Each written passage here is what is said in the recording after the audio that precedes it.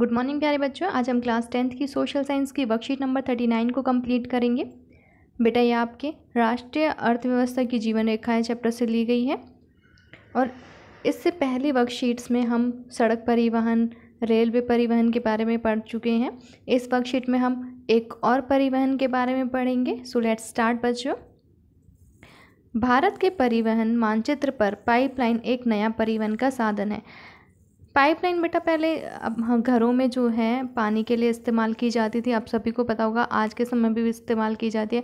Pipeline के द्वारा हमारे घरों में पानी आता है, लेकिन अब पाइपलाइन जो है एक परिवहन का नया साधन बन गया है और पाइपलाइन के द्वारा जो शहर हैं वहाँ पर और उद्योगों में पानी पहुँचाया जाता था, लेकिन आज उसका प्रयोग कच्चा तेल, पेट्रोल उत्पाद तथा तेल से प्राप्त प्राकृतिक उत्पाद और गैस क्षेत्र से उपलब्ध गैस शोधनशालाओं, उर्वरक कारखानों व बड़े ताप विद्युत ग्रहों तक पहुंचाने में किया जाता है। अब पाइपलाइन का इस्तेमाल किस लिए किया जाता है बच्चों? कच्चा तेल जो है, पेट्रोल उत्पाद है, तेल से प्राप्त जो प्राकृतिक उत्पाद है और गैस को जो है, जो रिफाइनरीज होती हैं गैस की, वहाँ तक और उर्वरक कारखानों तक पहुँचाने के लिए और ताप विद्युत ग्रहों तक, जो थर्मल विद्युत ग्रह जो हैं उन तक पहुंचाने के लिए किया जाता है। अब इन सब को, जैसे ठोस पदार्थ होते हैं जो, उनको भी पाइपलाइनों के द्वारा पहुंचाया जाता है। कैसे? ठोस पदार्थों को तरल अवस्था में परिवर्तित किया जाता है, लिक्विड में उसको चेंज किया जाता है और फिर पाइपलाइन के द्वारा ले जाया जाता है। सुदूर आंतरिक भागों में स्थित शोधनशालाएं जैसे बरौनी, मथुरा, पानीपत तथा गैस पर आधारित उर्वरक कारखानों की स्थापना पाइपलाइनों के जाल के कारण ही हो पाई है। और जो दूर के आंतरिक इलाके हैं उनमें जो भी रिफाइनरीज बनी हुई हैं, जो शोधनशालाएं बनी हुई हैं, जैसे बरौनी में, मथुरा में, पानीपत में, और जो गैस पर आधारित जो भी उर्वरक कारखाने हैं उनकी स्थापना किस वजह से हो पाई है? इन्हीं पाइपलाइनों की वजह से हो पाई है। इन पाइपलाइन का जो स्थापना हुई है, इनकी वजह से ही ये सब पॉसिबल हुआ है। पाइपलाइन बिछाने की प्रारंभिक लागत अधिक है। जब हम पाइपलाइन बिछाते हैं इन काम के लिए तो इसकी जो लागत होती है वो बहुत अधिक होती है, लेकिन इसको चलाने की लागत न्यूनतम है। लेकिन एक बार पाइपलाइन बिछ जाती है तो उसके बाद जो इसकी कॉस्ट होती है, जो लागत आती है इसकी रिपेयर में, टूट फूट में, वो सब कम होती है। अब देखो बच्चा, जो भी जैसे पेट्रोल को एक जगह से दूसरी जगह पर ले जाया जाता है, गैस को ले जाया जाता है, तो सड़कों के द्वारा टैंकर्स में भर भर के ले जाया जाता है। और जो हमारी गैस है सिलेंडर में घरों तक पहुंचाई जाती है, वो भी बहुत ही रिस्की होता है जब सड़कों के द्वारा हम ले जाते हैं। तो देखा भी होगा आपने कई बार ये टैंकर्स को जाते हुए। तो उसके लिए हमें मज़दूर भी चाहिए इन सब चीज़ों के लिए, और इसमें लागत कितनी, बहुत ज़्यादा लागत आती है जब उसको परिवहन के द्वारा, जो टैंकर्स के द्वारा जो सड़कों के रास्ते से ले जाया जाता है या रेलवे लाइन से ले जाया जाता है, इन सब के द्वारा लागत भी बहुत ज़्यादा आती है और इसमें समय भी लग जाता है। और कभी जैसे मौसम ख़राब है तो उस वजह से भी नहीं पहुंच पाती हैं ये सारी चीज़ें। लेकिन जब एक बार पाइपलाइन को हम बिछा देते हैं तो उसके बाद जो शुरुआत में जब उसको बिछाने का खर्चा है वही थोड़ा ज़्यादा आता है, लेकिन उसके बाद चाहे मौसम कैसा भी हो या रास्ता ऊबड़ खाबड़ है, कैसा भी, पाइपलाइन बिछ गई तो आराम से ये सारी चीज़ें वहाँ तक पहुँच सकती है। तो उसके बाद जो उसकी टूट फूट है, क्योंकि वो ज़मीन के नीचे जैसे बिछाई गई है तो उसमें कम ही टूट फूट होती है, उसको जो भी उसकी लागत आती है वो कम आती है उसको करने में।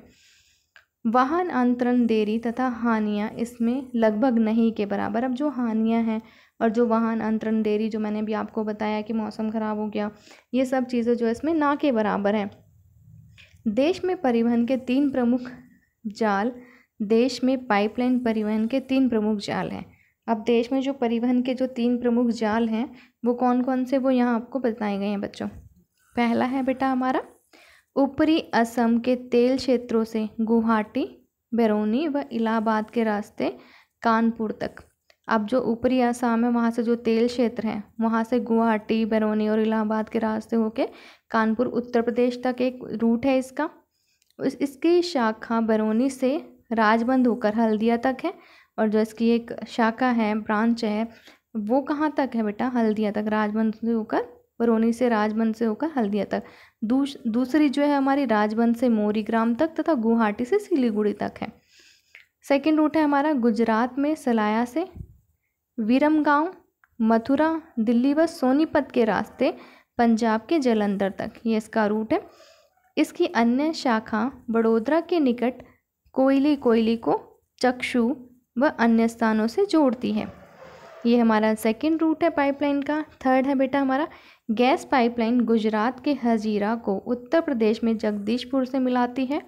गुजरात का जो हजीरा है उसको उत्तर प्रदेश में जगदीशपुर से मिलाती है थर्ड रूट के अकॉर्डिंग। यह मध्य प्रदेश के विजयपुर के रास्ते से होकर जाती है और इसकी शाखाएं राजस्थान में कोटा तथा उत्तर प्रदेश के शाहजहाँपुर, बबराला व अन्य स्थानों पर है। ये थी हमारी इजी से एक वर्कशीट। आई होप बच्चों आपको ये वर्कशीट क्लियर हो गई होगी। अब इस वर्कशीट के क्वेश्चन आंसर्स को डिस्कस कर लेते हैं। बेटा हमारा पहला क्वेश्चन है, ठोस पदार्थों को पाइपलाइन परिवहन के माध्यम से किस प्रकार एक जगह से दूसरी जगह भेजा जाता है। तो इसका आंसर है हमारा बच्चों, ठोस पदार्थों को तरल अवस्था में परिवर्तित करके एक जगह से दूसरी जगह भेजा जाता है।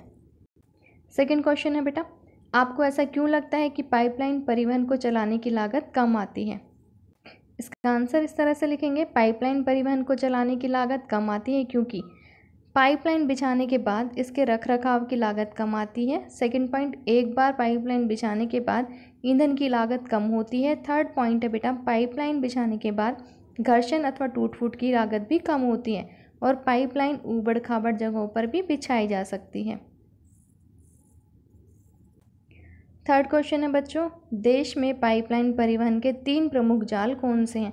अभी हमने पढ़ा इस वर्कशीट में, वही इसका आंसर है बच्चों। तो देश में पाइपलाइन परिवहन के 3 प्रमुख जाल निम्नलिखित हैं। पहला, ऊपरी असम के तेल क्षेत्रों से गुवाहाटी, बरौनी और इलाहाबाद के रास्ते कानपुर तक। सेकंड, गुजरात में सलाया से विरमगांव, मथुरा, दिल्ली व सोनीपत के रास्ते पंजाब के जालंधर तक। और थर्ड, गुजरात में हजीरा को उत्तर प्रदेश में जगदीशपुर से मिलाती है और यह मध्य प्रदेश के विजयपुर के रास्ते होकर जाती है। फोर्थ क्वेश्चन है बच्चों, पाइपलाइन परिवहन के माध्यम से आपके घर तक क्या पहुंच जाता है। इस माध्यम से परिवहन कैसे आसान और सस्ता हो जाता है। इसका आंसर है बच्चों, पाइपलाइन के माध्यम से हमारे घरों तक पानी और गैस पहुंचती है। बेटा यहाँ पर ये लिखना मैं भूल गई हूँ, तो आपको ये लिखना है, पाइपलाइन के माध्यम से हमारे घरों तक पानी और गैस पहुंचती है। गैस हो सकता है सभी बच्चों के घर तक ना पहुंचती हो, लेकिन फिर भी पाइपलाइन के द्वारा बहुत से घरों में, बहुत से इलाकों में गैस को भी पहुंचाया जाता है और पानी तो सभी के घरों में पहुंचता है पाइपलाइन के द्वारा। पाइपलाइन के माध्यम से परिवहन निम्न प्रकार से सस्ता और आसान हो जाता है। फर्स्ट पॉइंट है, इसमें रख रखाव की लागत कम रहती है। सेकंड, इसमें ऊबड़ खाबड़ रास्तों तथा पानी के नीचे भी बिछाया जा सकता है इसे। थर्ड है, इसमें टूट फूट भी कम होती है। तो यहाँ पर हमारी ये वर्कशीट कंप्लीट होती है। आई होप बच्चों आपको ये वर्कशीट समझ में आ गई होगी। अगर आपको वर्कशीट समझ आई है और वीडियो अच्छी लगी है तो वीडियो को लाइक कीजिए, शेयर कीजिए और अगर आपने अभी तक चैनल को सब्सक्राइब नहीं किया है तो चैनल को सब्सक्राइब भी कर लीजिए ताकि आगे आने वाली वीडियोज़ की नोटिफिकेशन आपको टाइम से मिल सके। बाय बाय बच्चों, हैव अ गुड डे प्यारे बच्चों।